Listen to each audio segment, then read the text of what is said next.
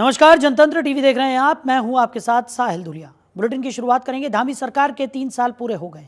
प्रदेश भर में कार्यक्रम आयोजित होंगे। देहरादून में सीएम धामी कार्यक्रम में शिरकत करेंगे तो सीएम धामी कार्यक्रम को संबोधित भी करेंगे। सीएम धामी 3 साल की उपलब्धियों को भी गिनाएंगे और उत्तराखंड में धामी सरकार के 3 साल पूरे होने पर प्रदेश भर के जिला मुख्यालयों पर कार्यक्रम आयोजित किए जाएंगे, जिसमें सरकार की 3 साल की उपलब्धियों को बताया जाएगा।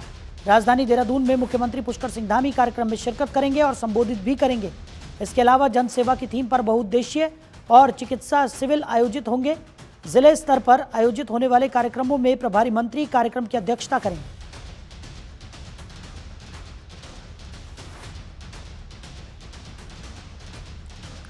तो धामी सरकार के 3 साल पूरे होने पर प्रदेश भर में अलग अलग जिलों में कार्यक्रमों का आयोजन होगा, जहां देहरादून में सीएम पुष्कर सिंह धामी कार्यक्रम में शिरकत करने वाले हैं और संबोधित करते हुए पुष्कर सिंह धामी नजर आएंगे। वहीं सरकार की उपलब्धियों को सीएम पुष्कर सिंह धामी गिनाएंगे।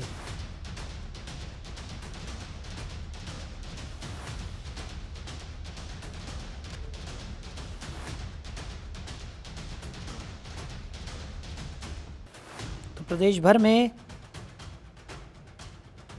विकास को लेकर सीएम धामी अपनी बात रखेंगे, साथ ही साथ सरकार की तमाम उपलब्धियों को गिनाते हुए भी नजर आएंगे।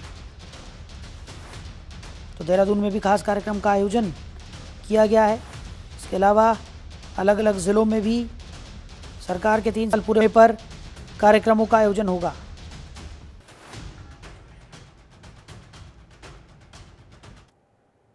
वहीं उत्तराखंड में धामी सरकार के 3 साल का कार्यकाल पूरा हो गया है और 23 मार्च 2022 को पुष्कर सिंह धामी ने उत्तराखंड के 10वें मुख्यमंत्री के रूप में शपथ ली थी। इससे पहले पुष्कर सिंह धामी 4 जुलाई को उत्तराखंड के मुख्यमंत्री बने थे। दूसरे कार्यकाल के दौरान पुष्कर सिंह धामी ने 3 साल पूरे कर लिए हैं। वहीं इस बीच सीएम पुष्कर सिंह धामी ने अपनी सरकार के 3 वर्ष पूरे होने के अवसर पर मुख्यमंत्री कैंप कार्यालय परिसर गेट से साइकिल रैली को हरी झंडी दिखाकर रवाना किया और रैली में शामिल भी हुए।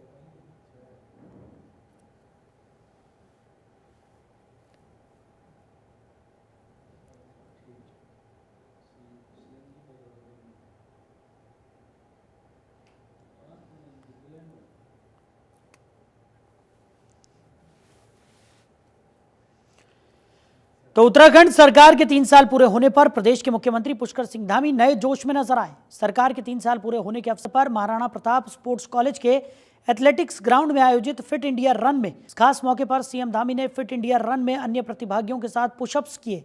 पुशअप्स लगाने के बाद मुख्यमंत्री पुष्कर सिंह धामी ने फिट इंडिया रन में भी भाग लिया और प्रतिभागियों के साथ दौड़े भी।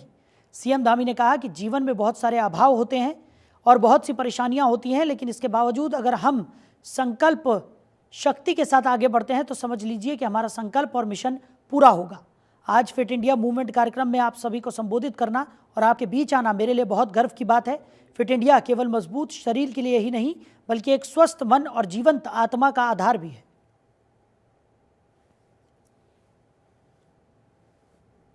नहीं खेला, कभी क्रिकेट भी नहीं खेला, कभी फुटबॉल भी नहीं खेली, लेकिन इतना जरूर है कि जो भी समय मिला उस समय में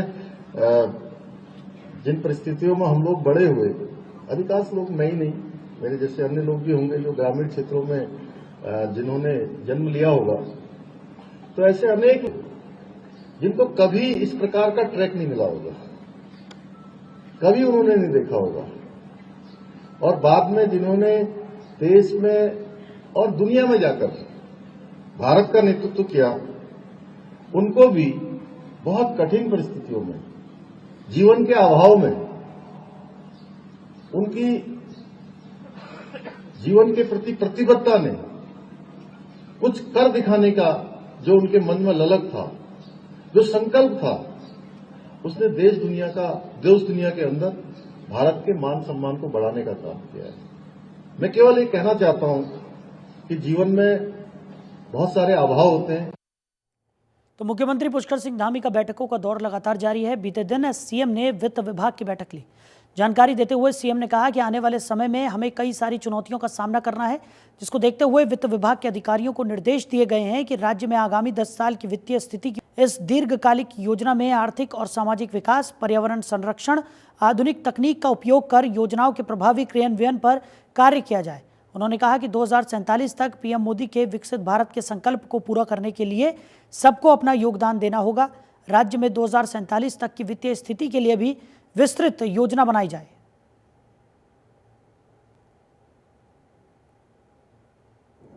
फाइनेंस डिपार्टमेंट या वित्त विभाग उसकी समीक्षा बैठक करी थी और उसमें क्योंकि आने वाले समय में हमको बहुत सारी चुनौतियों का भी सामना करना पड़ना है, इस नाते उसके लिए हमको कैसे तैयार होना है, कैसे राज्य का जो फाइनेंस का मैनेजमेंट व्यवस्थित रहे,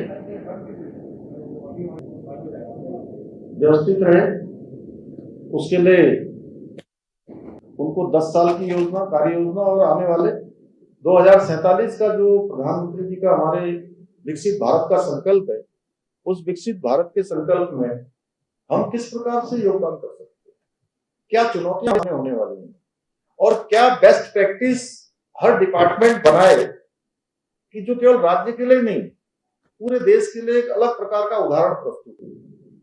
जैसे बहुत सारी चीजों में आज हम अच्छे में आ गए, जैसे हम एसडीजी गोल्स में हमारा पहला नंबर आ गया, बेरोजगारी में हम अच्छा काम कर रहे हैं, नकल के मामले में हमने अच्छा काम किया है, इतने लोगों को रोजगार, उस कानून को हमने समान नागरिक संहिता यूसीसी लागू किया है। तो देश में बहुत सारी चीजों में आज हमारे लिए ये पूरे देवभूमि उत्तराखंड वासियों के लिए एक गौरव की बात है कि हम जो भी फैसले ले रहे हैं या जो भी निर्णय कर रहे हैं, जो कानून बना रहे हैं, आज वो पूरे देश के लिए भी कहीं न कहीं एक उदाहरण के रूप में हो रहे हैं। और आदरणीय प्रधानमंत्री जी ने हमारे राज्य स्थापना दिवस पर राज्यवासियों को संबोधित करते हुए अपने उद्बोधन में बात कही। उधर देहरादून के उत्तरांचल प्रेस क्लब में देवभूमि पत्रकार यूनियन का शपथ ग्रहण और अभिनंदन समारोह का आयोजन किया गया, जिसमें मुख्य अतिथि के विधानसभा अध्यक्ष रितु खंडूड़ी भूषण ने शिरकत की। कार्यक्रम में सूचना आयुक्त योगेश भट्ट और सूचना मंत्री तिवारी ने भी अपनी मौजूदगी दर्ज कराई। कार्यक्रम की शुरुआत दीप प्रज्वलित कर की गई, जिसमें प्रदेश कार्यकारिणी और जिला इकाई के सभी सदस्यों को विधानसभा अध्यक्ष रितु खंडूड़ी के द्वारा शपथ दिलाई गई। वहीं रितु भूषण खंडूरी ने सभी नवनिर्वाचित पदाधिकारियों को बधाई और शुभकामनाएं दी। उन्होंने कहा कि कलम की ताकत हमेशा क्रांति लाई है और समाज और देश को आगे बढ़ाने का काम किया है। लोगों के अंदर राष्ट्र की भावना जागृत करने और उन्हें आगे बढ़ाने के लिए प्रेरित किया है। उन्होंने कहा कि हमारा संकल्प वर्ष 2025 तक उत्तराखंड को देश का सर्वश्रेष्ठ राज्य बनाने का है। प्रिंट मीडिया में जो एक बार लिख दिया प्रिंट, उसकी जो वैल्यू है वो बाकी चीजों की वैल्यू तो है ही नहीं उसमें, क्योंकि भाई वो तो लिखा है, लिखित है, उसके हिसाब तो पत्रकार जिसने लिखा है वो भाग सकता है और जिसने बोला है वो भाग सकता है, या तो उसमें ऑथेंटिसिटी। और जो ये चीजें चल रही है बहुत आवश्यक है। वैसे देखिए साइबर के बहुत से रूल्स आ रहे हैं, एक्ट्स बन रहे हैं और मुझे लगता है धीरे धीरे इस चीज को और पुख्ता किया जाएगा। साइबर के जो हमारे लॉज हैं उसको और स्ट्रॉन्ग किया जाएगा। वहीं उत्तर प्रदेश सरकार में जल शक्ति मंत्री स्वतंत्र देव सिंह हरिद्वार पहुंचे, जहां उन्होंने उत्तर प्रदेश सरकार के सिंचाई विभाग के अधिकारियों के साथ बैठक और विभाग के कार्यों का निरीक्षण भी किया। इस मौके पर उन्होंने कहा कि रबी की फसलों के सीजन में किसानों को पानी की कमी न रहे, इसके लिए वो हरिद्वार, कालागढ़ और बुलंदशहर में निरीक्षण के लिए निकले हैं। क्रम में वो हरिद्वार पहुंचे। स्वतंत्र देव सिंह ने कहा कि विभाग के अधिकारियों के कार्य के कारण ही प्रयागराज कुंभ में 65 करोड़ और श्रद्धालु ने स्नान कर पुण्य का लाभ कमाया। वहीं उत्तर प्रदेश सरकार के 3 साल पूरे होने के मौके पर उन्होंने कहा कि एक समय वो था जब देर शाम को कहीं जाने के लिए सोचना पड़ता था और आज का समय है जब शहरों की कनेक्टिविटी सुगम हुई है। उत्तर प्रदेश विकास की राह पर लगातार आगे बढ़ रहा है। वहीं बिहार दिवस पर कांग्रेस और सपा द्वारा सवाल उठाए जाने पर उन्होंने कहा कि वो जब सत्ता में आते हैं भ्रष्टाचार करते हैं, लेकिन बीजेपी अंतिम व्यक्ति तक विकास की योजनाएं पहुंचाने का काम करती है। थोड़ा समीक्षा यहाँ करना था, फिर यहाँ से कालागढ़ जाना है, कल बुलंदशहर जाना है। रबी खरीफ का फसलों में किसानों को कोई कमी न हो और सिंचाई और पीने में कमी न हो और गंगा जी का पानी सभी को उपलब्ध होता रहे, उसी की दृष्टि से दौड़ा मेरा है। तो अभी समीक्षा करूंगा। बाकी अभी दिव्य और भव्य कुंभ के समय भी आप सबके प्रयास से, अधिकारियों के प्रयास से लगभग स्वच्छ जल, निर्मल जल कुंभ में पहुंचता रहा है, जिसके कारण सभी तीर्थयात्री जितने भी आए थे, संत ऋषि मुनि जितने लोग भी आए थे वहां दर्शनार्थी, सभी लोगों ने कुंभ में स्नान करके आनंद लिया। उधर देहरादून निगम क्षेत्र के अंतर्गत सभी चौक चौराहों और गलियों में सीसीटीवी कैमरे लगाने जा रहा है। मेयर सौरभ थपलियाल ने बताया कि निगम की ओर से शहर में बढ़ते अपराध और महिलाओं की सुरक्षा को ध्यान में रखते हुए तीसरी आंख की मदद ली जाएगी। इसके लिए उन्होंने अधिकारियों को निर्देशित भी किया है।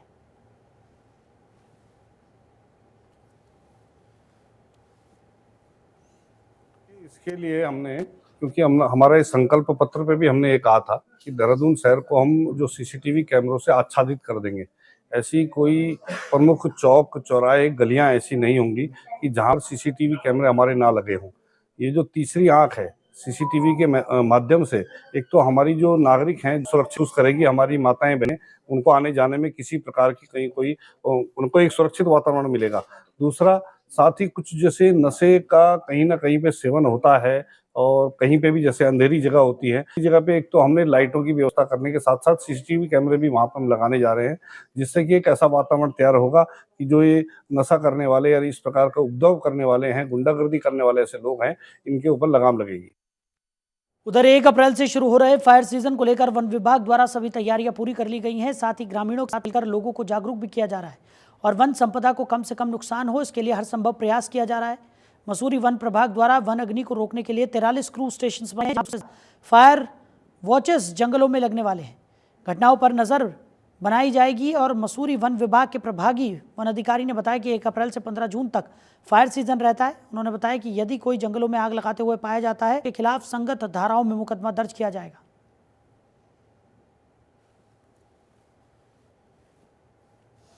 ये हमारे फायर सीज़न की शुरुआत जो है 1 अप्रैल से जो है वो होती है, और जो हमारी तैयारियां हैं, क्योंकि अभी प्री फायर सीज़न चल रहा है और सभी तैयारियां जो है वो हो रही है, तो हमारे द्वारा पूरी तैयारियां जो है वो पूरी कर ली गई है। इसमें हमारे 43 क्रूज स्टेशंस हैं, जिसमें जो है फायर वॉचर्स की जो है हम लोग तैनाती जो है वो कर देंगे।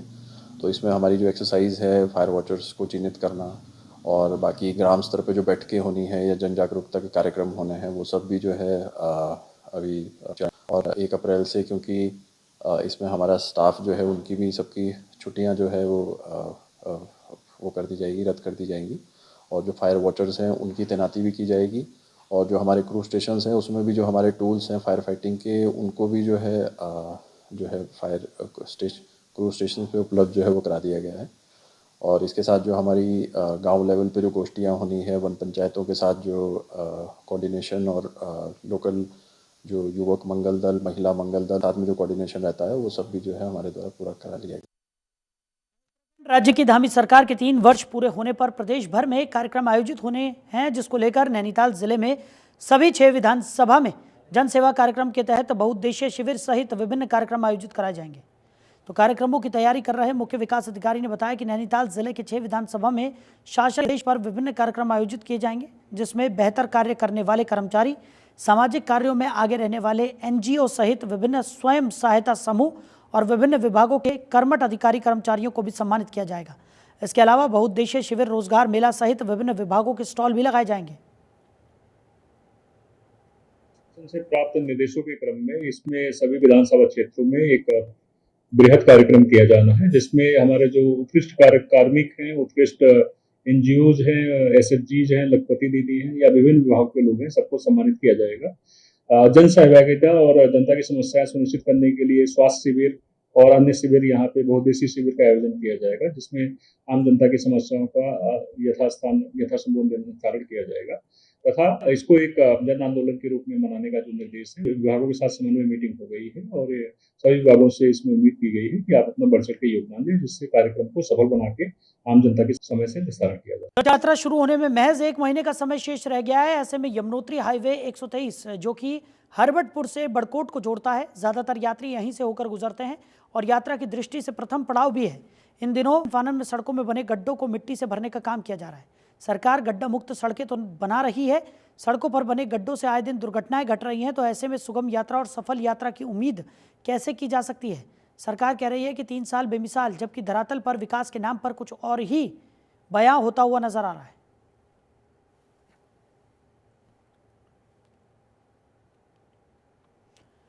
उधर मंगलौर में घास फूस से बनी झोपड़ियां जलकर राख हो गई। आग लगने से इलाके में हड़कंप मच गया। आग लगने की सूचना मिलते ही फायर ब्रिगेड की टीम मौके पर पहुंची। आग लगने से घरेलू और 3 पशु भी जिंदा जल गए। फायर ब्रिगेड ने कड़ी मशक्कत के बाद आग पर काबू पाया। तो फायर ब्रिगेड ने बमुश्किल आग पर काबू पाया है।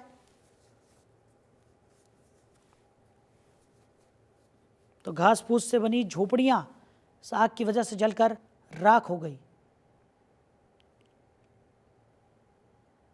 तो आग लगने से घरेलू सामान भी जलकर राख हो गया। उधर हरिद्वार के ललतारो पुल के पास देर रात एक तेज रफ्तार कार ने कहर बरपाया। वाल्मीकि चौक पर कार ने कई वाहनों को टक्कर मार दी, जिससे बिल्केश्वर के पार्षद सहित कई लोग घायल हो गए। लोगों के अनुसार कार चालक नशे में धुत था और बेकाबू होकर कार चला रहा था। घटना के बाद स्थानीय लोगों में गुस्सा फूट पड़ा और उन्होंने कार चालक की पिटाई कर दी। सूचना मिलते ही पुलिस मौके पर पहुंची और चालक को हिरासत में ले लिया। घायलों को तुरंत जिला अस्पताल में भर्ती कराया गया, जहां घायलों को प्राथमिक उपचार दिया गया।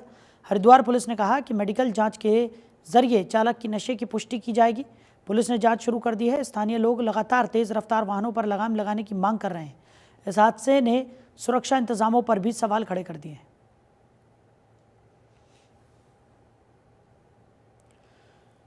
उधर हरिद्वार में हर की पौड़ी कॉरिडोर योजना के तहत जानवी मार्केट और बस अड्डे किए जाने से नाराज व्यापारियों ने विरोध प्रदर्शन किया। व्यापारियों का कहना है कि बस अड्डे को शहर से बाहर शिफ्ट कर दिया जाएगा तो यहां का व्यापार ठप हो जाएगा। झावनी मार्केट का एक तोड़ने का ऐलान अभी हुआ था, है झावनी मार्केट में पहले बसा तो जाए कहीं, तो उन्हें जगह तो दी जाए, उन्हें शिफ्ट तो करा जाए। अब मेरा तो ये कहना है इतनी कोई जगह नहीं है जो वहां से व्यापारियों को उजाड़ के और कॉरिडोर बनाने की जो सरकार की मंशा है, वो अगर मार्केट भी वहीं है उसी को उसका जीर्णोद्धार करो ना। मार्केट का जगह बहुत है, अतिक्रमण हटाओ ना वहां पे। हर के इतना अतिक्रमण है, आज घाटों की आता है। आज व्यवस्था बनाओ ना, अधिकारी व्यवस्था तो बनाते नहीं भाई, ये तोड़ दो और वो तोड़ दो, व्यापारियों को उजाड़ दो। अरे व्यापारियों का परिवार कहां से चल रहा है, कैसे चल रहा है, रोजी रोटी कैसे चल रही है। आज जो यहाँ पे हरकी पेड़ी पे काम है वो जंगल में थोड़ा काम चल जाएगा किसी का। जंगल में अगर हमारे को दुकान दे दी तो वहां क्या मिलेगा।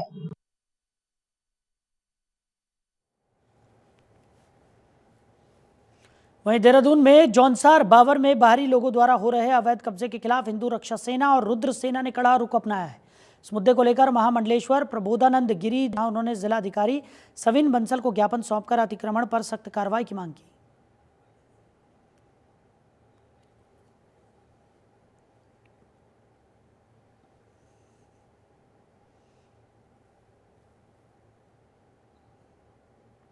तो हिंदू संगठनों ने डीएम को ज्ञापन सौंपा है। जौनसार बावर में हो रहे अवैध कब्जे को लेकर हिंदू संगठनों का रोष देखने को मिला है। उनको धन्यवाद दिया कि कमेटी गठित की। साथ में शिवढांग में कब्रिस्तान, चांदनी रोड पर कब्रिस्तान, कालसी में अवैध रूप से फॉरेस्ट की जमीन पर कब्रिस्तान बनाए जा रहे हैं। इनको तत्काल प्रभाव से हमारे जमीन पर कब्जा की गई है। 700 से अधिक बीघा जमीन जो 1983 में नाम लगी, उस पर भी जांच कमेटी बिठा दी है और महाराज जी के प्रयास से आज मजिस्ट्रेट जांच के आदेश भी दिए गए हैं। मैं समस्त रुद्र देवबंद उत्तराखंड हिमाचल के कार्यकर्ता और संरक्षक जो रुद्र सेना के स्वामी प्रबोधानंद गिरी जी महाराज हैं, सबको धन्यवाद देता हूं कि आप सबके पर आए। 1 साल के अंदर जितने भी हमारे क्षेत्र में जिहादी आए थे, ये सब के सब आपको जौनसार बावर से बाहर नजर आएंगे। जब इनके पैरों के नीचे से जमीन खिसक जाएगी तो ये किस हक से क्षेत्र में रहेंगे। जिलाधिकारी के साथ हिंदू रक्षा और रुद्र सेना के सामूहिक प्रयास से बड़ी अच्छी वार्ता संपन्न हुई। हमने जिलाधिकारी को कहा कि यहाँ पर जो 700 बीघा लगभग 700 बीघा जमीन देवभूमि की अवैध रूप से बाहर के लोगों ने कब्जा करके नाम चढ़ाई हुई है, उस पर एक एडीएम या एसडीएम इस तरह का मजिस्ट्रेट बैठे तो स्वीकार किया है। डीएम महोदय ने उसको आदेश भी कर दिया है, कोई एडीएम या एसडीएम इस तरह का अधिकारी जांच करेगा और उसकी एक एक जांच की रिपोर्ट देगा। साथ में यहाँ पूरा देवभूमि का पहाड़ का जो क्षेत्र है और वन विभाग का क्षेत्र है, स्थान बना करके बहुत तेज गति से बाहर के जिहादी लोग कब्जा कर रहे हैं। तो फिलहाल इस बुलेटिन में मेरे साथ इतना ही। आप बने रहिए और देखते रहिए जनतंत्र टीवी। नमस्कार।